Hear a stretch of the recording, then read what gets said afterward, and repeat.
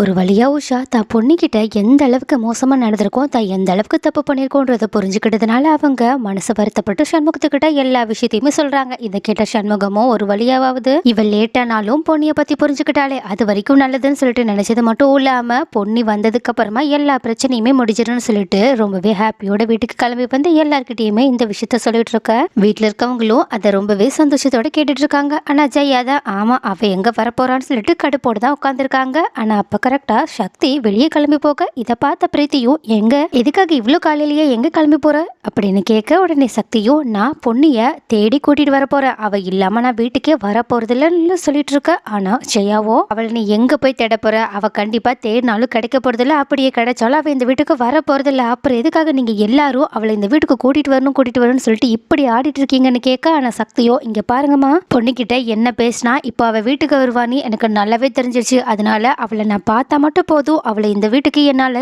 ஈஸியாவே கூட்டிட்டு வர முடியும்னு சொல்லிட்டு அவ இல்லாம நான் இங்க வரமாட்டேன்னு கொஞ்சம் கடுப்படியும் ஜெயா கொஞ்சம் கூட பொண்ணிய புரிஞ்சுக்கவே மாட்டிக்கிறாங்கன்ற கோவத்தோடையுமே அங்கிருந்து கிளம்பி போகலான்னு சொல்லிட்டு போகும்போது அப்ப கரெக்டா யாருமே கொஞ்சம் கூட எதிர்பார்க்காதபடி முத்தையா வந்து வாசல்ல நின்றுட்டு இருக்காங்க. இதை பார்த்துட்டு ஷாக்கான ஜெயா சந்திரசேகர் சக்தின்னு சொல்லிட்டு எல்லாருமே இப்படியே உறைஞ்சு போய் நின்றுட்டு இருக்கா. ஆனா முத்தையாவும் ரொம்பவே கேஷுவலா என்ன எப்படி இருக்கீங்க சம்மந்தின்னு சொல்லிட்டு கேட்டுட்டே உள்ள வர. அப்போ சந்திரசேகரும் அவங்களை கொஞ்சம் கூட எதிர்பார்க்காததுனால என்ன இந்த பக்கம் உங்களை நாங்க கொஞ்சம் கூட எதிர்பார்க்கலையேன்னு சொல்லிட்டு சொல்ல. ஆனா முத்தையாவும் இல்ல நான் பொண்ணியை பார்க்கறதுக்காக தான் வந்தேன், எப்படி இருந்தாலும் அவளை நான் பிறந்த வீட்டு சைடா பார்த்து தானே ஆகணும்னு சொல்லிட்டு உடனடியாக அவங்க பொண்ணியை கூப்பிடுங்கன்னு சொல்லிட்டு கேட்க. ஆனா இதை கேட்டுட்டு சக்தி இப்போதைக்கு நம்ம வீட்டில் நடந்த விஷயத்தையும் பொண்ணு இந்த வீட்டை விட்டு வெளியே போயிட்டான்ற விஷயத்தையும் இவங்க கிட்ட சொல்ல வேண்டாம், ஏன்னா இவங்களுக்கு ஏற்கனவே ஹார்ட் ப்ராப்ளம் இருக்கனால இப்போதைக்கு பொண்ணு இந்த வீட்டை விட்டு வெளியே போயிட்டான்ற விஷயத்த சொல்லவே வேண்டாம்னு சொல்லிட்டு நினைச்சது மட்டும் இல்லாம சைகை மூலியமாவே இதை எல்லாருக்கிட்டையுமே சொல்லி புரியவோ வச்சிடறாங்க. ஆனா ஜெயா தான் முத்தையா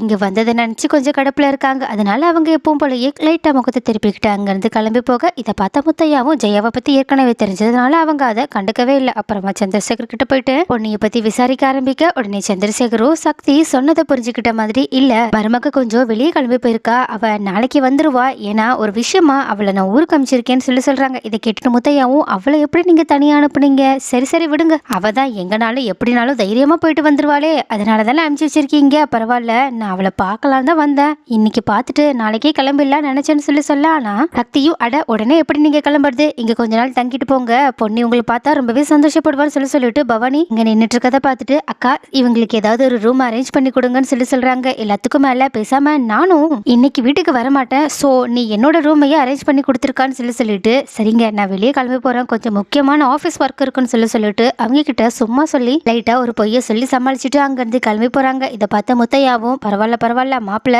நல்லா இருக்காங்களே, வேலையெல்லாம் நல்லா செஞ்சுட்டு இருக்காங்க, எல்லாத்துக்கும் மேல இவங்க பண்றதெல்லாம் பார்த்தா பொண்ணியை ரொம்ப நல்லா கவனிச்சுக்கிற மாதிரி தெரியுதுன்னு சொல்லிட்டு என் பொண்ணுக்கு நல்ல ஒரு குடும்பம் கிடைச்சிருக்குன்னு ரொம்பவே ஹாப்பியோட உள்ள கிளம்பி போறது மட்டும் இல்லாம அவங்க எடுத்துட்டு வந்த எல்லா பொருளையுமே எல்லார்கிட்டையும் கொடுத்துட்டு இருக்காங்க. எல்லாருக்கும் மேல சிவானி பாப்பா கிட்டையும் ரொம்பவே அன்போட தாத்தா மாதிரி பழகிட்டு இருக்க. இதை பார்த்துட்டு சந்திரசேகரும் இவங்க கிட்ட பொண்ணியோட விஷயத்தை பத்தி நம்ம எப்படிதான் சொல்ல போறோமோ தெரியலையோன்னு சொல்லிட்டு கொஞ்சம் தயக்கத்தோட நின்றுட்டு இருக்காங்க. ஆனா வெளியே போன சக்தியும் நம்ம சீக்கிரமா இன்னைக்கே பொண்ணியை கண்டுபிடிச்சாகணும், அப்படி இல்லைன்னா இந்த பிரச்சனை ரொம்ப பெருசா ஆக வாய்ப்பு இருக்குன்னு சொல்லிட்டு உடனடியா அவங்க அந்த பார்லர் லேடியை தான் பார்க்க போறாங்க. அதாவது அந்த பார்லர் ஓனருக்கு கண்டிப்பா பொண்ணு எங்க இருக்காங்கன்ற விஷயம் தெரிஞ்சிருக்க நிறையவே வாய்ப்பு இருக்கு, ஏன்னா பொண்ணு தான் என்ன பண்ணாலும் அவங்க கிட்ட சொல்லுவாங்கன்றது ஏற்கனவே சக்திக்கு தெரிஞ்ச விஷயமா தான் இருந்திருக்கு, அதனாலதான் அவங்க அப்படி நினைச்சுக்கிட்டு பார்லருக்கு கிளம்பி போக. ஆனா அப்பதான் நம்ம யாருமே எதிர்பார்க்காதபடி பொண்ணு அந்த பார்லர்ல தான் இருக்காங்க. ஆனா சக்தி வெளியே வரதை பார்த்த உடனே பொண்ணு உடனடியே ஓடி போய் ஒளிஞ்சுக்கிட்டது மட்டும் இல்லாம யார்கிட்டயுமே தான் இங்க இருக்கிறத சொல்லிட வேண்டாம்னு சொல்லிட்டு சொல்லிடுறாங்க. அதனால அங்க வந்த சக்தி கிட்ட எல்லாருமே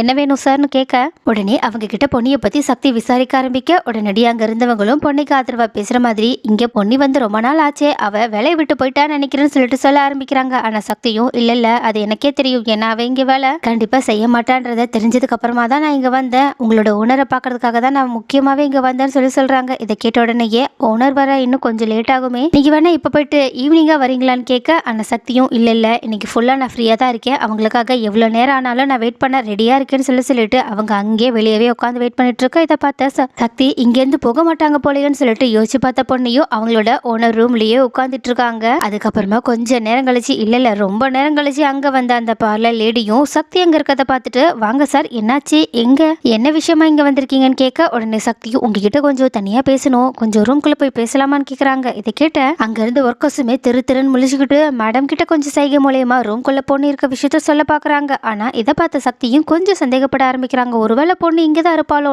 பட் இருந்தாலும் அதுல அவங்களுக்கு கன்ஃபார்மான ஒரு தெளிவு வராததுனால அவங்க அப்படி அமைதியாயிரு. ஆனா அந்த விஷயத்த அந்த பார்லர் ஓனர் புரிஞ்சுக்கிறாங்க. பட் இருந்தாலும் சரி ஒரே நிமிஷம், நான் கொஞ்சம் ரூம்ல வேலை இருக்கு, நான் போயிட்டு வந்துடுறேன்னு சொல்லிட்டு சக்தியை வெளியவே இருக்க வச்சுட்டு உள்ள போயிட்டு பொண்ணு கிட்ட, என்ன பொண்ணு நீ எதுக்காக இங்க ஒளிஞ்சிட்டு இருக்கா, பேசாம போய் உன்னோட ஹஸ்பண்ட் கிட்ட என்ன பிரச்சனைன்றத பேசி தீர்த்துக்கோ, இப்படி எல்லாம் ஓடி ஒளியறது நல்லதுகள்னு சொல்ல. ஆனா பொண்ணையும் இல்லக்கா இல்ல, கண்டிப்பா என்னால அவரோட முகத்துல கூட முழிக்க முடியாது. எங்க நான் முழிச்சா அவர் பேச்சை கேட்டுட்டு அவர் பின்னாடியே போயிடுவணும்னு பயமா இருக்கு. ஆனா நான் என்னோட சுயமரியாதையோட இருக்கணும்னு ஆசைப்படுறதுனாலதான் இந்த மாதிரி எல்லாம் நடந்துட்டு இருக்கேன். தயவு செஞ்சு நீங்க என்னோட நிலைமையை புரிஞ்சுக்கோங்க.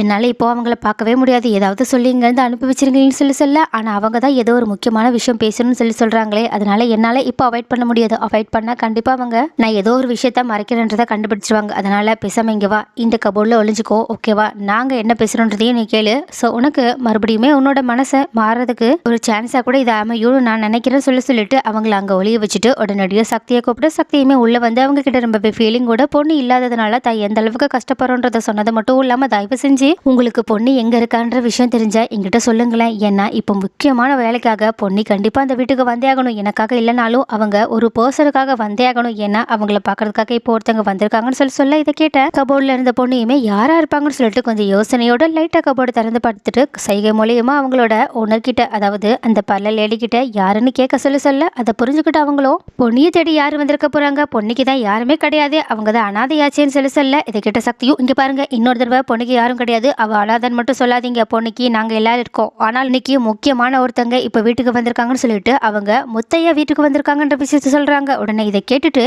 முத்தையா யாருன்னு தெரியாததுனால அந்த பார்லர் லேடியும் யார் அது அப்படின்னு கேட்க, ஆனா இந்த மாதிரி முத்தையாவோட பேரை கேட்ட உடனே கபோர்ட்ல இருந்த பொண்ணு செம்ம ஷாக் ஆனது மட்டும் இல்லாம தான் இருக்கிற இடத்தையே மறந்து உடனடியே கபோர்டை திறந்து, என்ன முத்தையா வீட்டுக்கு வந்திருக்காங்களா, அவங்க வந்திருக்காங்களா, என்ன பக்கத்துக்காக வந்திருக்காங்களா அப்படின்னு கேக்குறாங்க. இதை கேட்ட உடனே, அதாவது பொண்ணிய திடீர்னு அங்க பார்த்த உடனேயே செம்ம ஷாக்கோட சக்தியை நின்றுட்டு இருக்காங்க. எல்லாத்துக்கும் மேல அந்த பார்லர் லேடியும் முத்தையான்ற பேரை கேட்ட உடனேயே பொண்ணு என்ன இவ்வளோ ஷாக்ல, அவ எங்க இருக்கா என்ன பண்ணிட்டு இருக்கான்னு தெரியாமயே வெளியே வந்திருக்கா. அப்படி அந்த முத்தையா யாருன்னு சொல்லிட்டு யோசிச்சுட்டு இருக்காங்க. ஆனா இன்னொரு பக்கம் வீட்டுல பொண்ணுக்காக வெயிட் பண்ணிட்டு இருக்க முத்தையாவும் சிவானி பாப்பா கிட்ட பொண்ணிய பத்தி கேட்டுட்டு இருக்க பொண்ணையும் என்னெல்லாம் அவங்களுக்கு பண்ணிருக்காங்க, எப்படி எல்லாம் சூப்பரான விஷயங்கள் எல்லாத்தையுமே செய்வாங்கன்ற எல்லா விஷயத்தையுமே சிவானி பாப்பா ரொம்பவே சந்தோஷமா ஹாப்பியா சொல்லிட்டு இருக்க. இதை கேட்டுட்டு இருக்க முத்தையாவும் ரொம்பவே ஹாப்பியோட இருக்காங்க. ஆனா சிவானி பாப்பா குழந்தையா இருக்கனால அவங்களுக்கு முத்தையா கிட்ட என்ன பேசணும் ஏது பேசணும்னு சொல்லிட்டு தெரியாததுனால அவங்க உடனடியே இப்படி பொண்ணியத்தை வீட்டு விட்டே வெளியே போயிட்டாங்க. அவங்க இல்லாம எனக்கு இருக்கவே ரொம்பவே கஷ்டமா இருக்குன்னு சொல்லிட்டு உளர ஆரம்பிச்சிடுறாங்க. இதை கேட்டுட்டு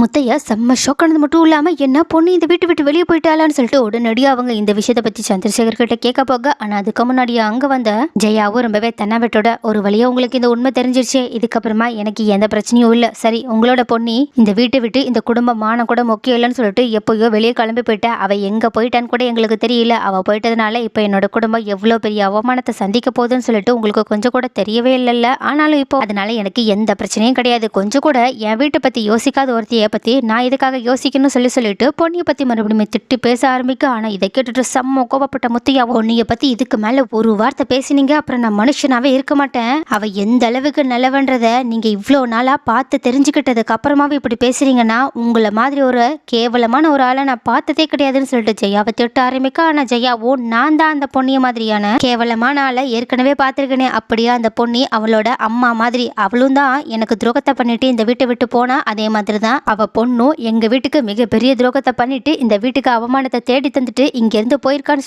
சொல்ல. ஆனா இதை கேட்டுட்டு ரொம்பவே கோவப்பட்ட முத்தையாவும், போது நிறுத்து, இதுக்கப்புறமாவும் பொண்ணிய பத்தி மட்டும் இல்லாம பொண்ணியோட அம்மாவை பத்தியும் நீ தப்பா பேசினா அப்புறம் நான் மனுஷனாவே இருக்க மாட்டேன், உனக்கு அவளை பத்தி என்ன தெரியும், உனக்கு தெரியுமா பொண்ணியோட அம்மா உனக்கு துரோகத்தை பண்ணான்னு உனக்கு நல்லா தெரியுமா, சொல்ல போனா உன்னாலதான் அவ உயிரே போயிடுச்சுன்னு சொல்லிட்டு ஒரு ஷாக்கிங்கான விஷயத்தை எடுத்து சொல்ல. இதை கேட்டுட்டு செம்ம ஷாக்ல உறைஞ்சு போய் ஜெயா நின்றுட்டு இருக்க. அப்ப கரெக்டா வீட்டு வாசல்லையே பொன்னி சக்தியோட வந்து நின்று முத்தையா பேசுறது எல்லாத்தையுமே கேட்டுட்டு செம்ம அதிர்ச்சி அடைகிறாங்க. ஸோ அப்படி என்ன முத்தையா பொன்னியோட அம்மாவை பற்றி ஜெயா கிட்ட சொல்லியிருப்பாங்க. அதை கேட்டுட்டு ஜெயா மட்டும் இல்லாமல் பொன்னியுமே செம்ம ஷாக் ஆனதுக்கான காரணம் என்னவா இருக்கும், நீங்கள் என்ன நினைக்கிறீங்கன்றத கமெண்ட்ல சொல்லுங்க. பட் இருந்தாலும் பொன்னியோட அம்மா கண்டிப்பாக எந்த தப்பு பண்ணியிருக்க மாட்டாங்கன்னு நமக்கு ஏற்கனவே தெரியும். ஸோ இந்த விஷயத்தில் ஒருவேளை ஜெயா தான் தப்பு பண்ணியிருப்பாங்களா, அப்படி இல்லைன்னா ஜெயாவுக்குமே உண்மை என்னன்றது தெரியாமல் இருந்திருக்குமா? ஸோ உங்களோட கருத்து என்னன்றத கமெண்ட்ல ஞாபகமாக சொல்லிடுங்க.